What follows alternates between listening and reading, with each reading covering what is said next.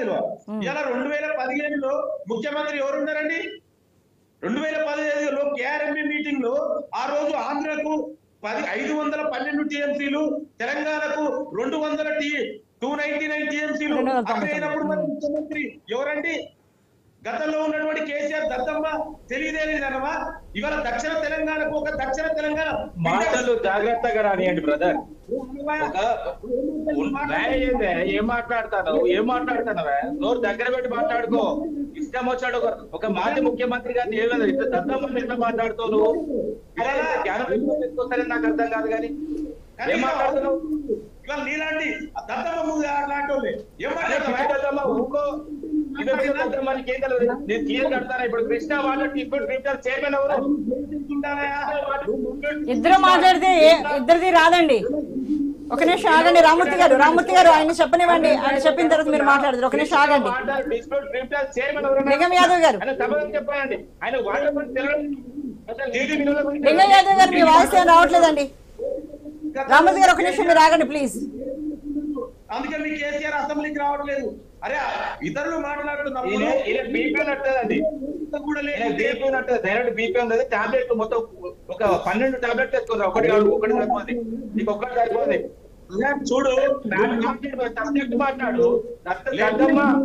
Let me speak. ఇది నీ యొక్క ప్రజాస్వామ్యం. అది ఏ విధంగా అనేది ఏం మాట్లాడతారు? నువ్వు సబ్జెక్ట్ మాట్లాడు. గుర్తేమొస్తుంది?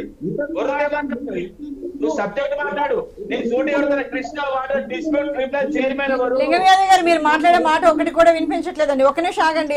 రామూర్తి గారు మీరు ఒక్క నిమిషం ఆగండి. ఆయన కంప్లీట్ చేయండి. చెప్పండి లింగం యాదవ్. ఏం మాట్లాడుతుందండి? తిడతా ఉండు. కాదు కదా, సబ్జెక్ట్ మాట్లాడమనండి. ఏం మాట్లాడతారు?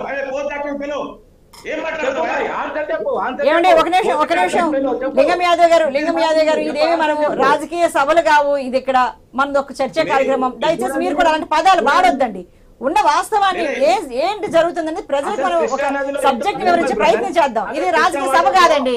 మాటలు ఎన్నైనా మాట్లాడచ్చు. అందరికీ వచ్చి ఈ రోజుల్లో మాటలు మాట్లాడేకి ఎవరు సిగ్గుపడట్లేదు కూడా. అది అన్నిటికంటే అసలు ముఖ్యమైన విషయం.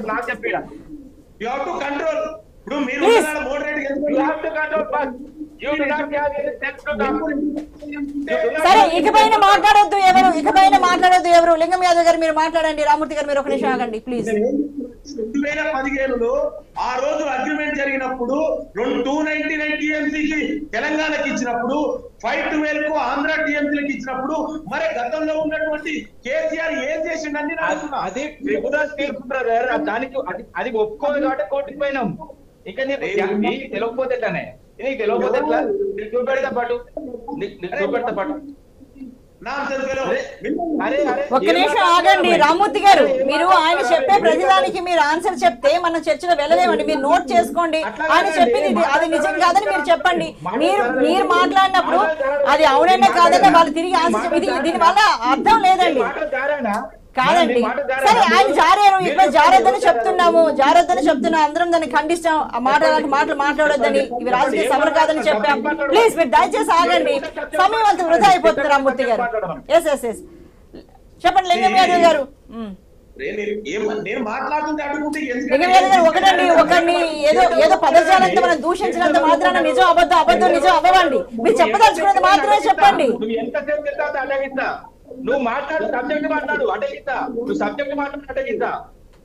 సరే లింగం యాదవ్ గారు మళ్ళీ మీ దగ్గరకు వస్తాం. రామూర్తి గారు మీరు ఒక్క నిమిషం ఆగండి ప్లీజ్.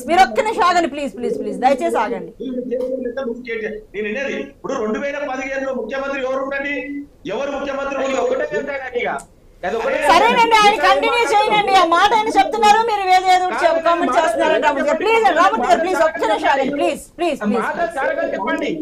ప్లీజ్ అండి మీరు ఒక్క నిమిషం ఆగండి. ఇక్కడ తెలంగాణ సమాజం గమనిస్తున్నది. నేను ఏం చెప్తున్నా అంటే 15లో జూన్ 18, 19లో జరిగినటువంటి మీటింగ్ లో 299 టీఎంసీలకు ఎట్లా ఒప్పుకున్నారు? నేను ఒక విషయం చెప్తా. తెలంగాణ సార్ ఒప్పుకోలేదని చెప్పదు. మీరు ఆగండి ఒక నిమిషం. 69% తెలంగాణలో క్యాచ్మెంట్ ఏరియా ఉంది. ఏ విధంగా చూసినా నదీ జలాల పంపకం ప్రకారమైన బచావత్ శిబిల ప్రకారమైన లేకపోతే నదీ జలాల మీద అవగాహన ఏ ఒక్కరికైనా కూడా తెలంగాణకు దాదాపుగా 550 టీఎంసీలు, కనీసం 500 టీఎంసీల వాటర్ రావాలి. మరి ఏ విధంగా ఆ రోజు కేసీఆర్ గారు 299 టీఎంసీలకు ఏ విధంగా ఒప్పుకోరు? ఫస్ట్ దీనికి ఒప్పుకోవాలి, మీరు సమాధానం చెప్పాలి. మిత్రం వెయిట్ చేయి. నేను ఒక దక్షిణ తెలంగాణ బిడ్డగా, నల్గొండ జిల్లా బిడ్డగా చెప్తున్నా. ఇవాళ మా నల్గొండ జిల్లాలో ఒక ఉదాహరణ చెప్తాండి. ఇవాళ కృష్ణా పరివాహక ప్రాంతమైనటువంటి నల్గొండ, మహబూబ్ నగర్, పాలమూరు ఎలా ఎడారిగా తయారైంది. ఇలా పాలమూరు రంగారెడ్డి జిల్లా పథకాన్ని ఎందుకు 9.5 ఏళ్ళుగా అధికారం ఉన్న కేసీఆర్ మరి ఎందుకు కంప్లీట్ చేయాలండి? ఇలా కల్వకుర్తి ఎందుకు చేయాలండి? దిండి ఎత్తిపోతలు ఎందుకు చేయాలండి? అదేవిధంగా మన నాగార్జున సాగర్ లో ఇచ్చినటువంటి నెల్లికల్ ప్రాజెక్ట్ ఎందుకు పూర్తి చేయలేదండి? ఇలా అదే విధంగా మా జిల్లాకు ఉన్నటువంటి ఇలా పిలాయిపల్లి కాలువ, ధర్మారెడ్డి కాలువ, అదే విధంగా పునాది కాలువ ఎందుకు ఫినైజ్ చేయలేదండి? మరి దీనికి కారణం ఎవరండి? ఇలా దక్షిణ తెలంగాణకు కేసీఆర్ గారు ముక్కు నేలకు రాయాలి. తెలంగాణ ప్రజలకు, ప్రత్యేకించి జిల్లా ప్రజలకు క్షమాపణ చెప్పాలి కేసీఆర్. ఇవాళ కేసీఆర్ అసమర్థత వల్ల, కేసీఆర్ చేతగానితనం వల్ల నల్గొండ జిల్లా మారుతుంది. మరి దీనికి ఎవరు సమాధానం చెప్తారండి? ఇవాళ నువ్వు ఏ విధంగా ఒప్పుకుంటావండి? రైట్ మళ్ళీ మీ దగ్గరకు వస్తామండి. మరి ఇదే విషయానికి సంబంధించి బీజేపీ అధికార ప్రతినిధి శంకరరావు రవికుమార్, ఓకే శంకరరావు రవికుమార్ గారితో మాట్లాడదామండి. రైట్ లింగం యాదవ్ గారు మళ్ళీ మీ దగ్గరకు వస్తామండి. ప్లీజ్ కేసీఆర్ రాస్తున్న డ్రామాలు